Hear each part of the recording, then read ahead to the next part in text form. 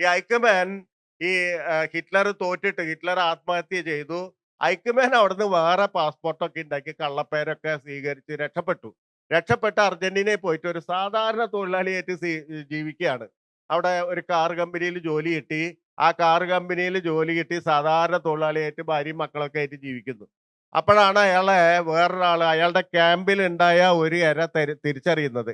എന്നിട്ടാണ് അന്ന് അപ്പോഴേക്ക് ഇസ്രായേലൊക്കെ ഉണ്ടായി. ജൂതന്മാർക്ക് ഒരു രാഷ്ട്രമൊക്കെ ഉണ്ടായി. ഇസ്രായേല് മൊസാദ് രാത്രിക്ക് രാത്രി എയർലിഫ്റ്റ് ചെയ്യാണ്. അർജന്റീനയിൽ നിന്ന് എയർലിഫ്റ്റ് ചെയ്തിട്ട് ടെലവീവിൽ കൊണ്ടുവരുന്നു. അദ്ദേഹത്തിന്റെ വിചാരണ തുടങ്ങാണ്. ഐക്യമാൻ ഈ വിചാരണ സമയത്ത് പറഞ്ഞത്, ഞാൻ ഒരു തെറ്റും ചെയ്തിട്ടില്ല. ഞാൻ ശരി മാത്രമേ ചെയ്തിട്ടുള്ളൂ.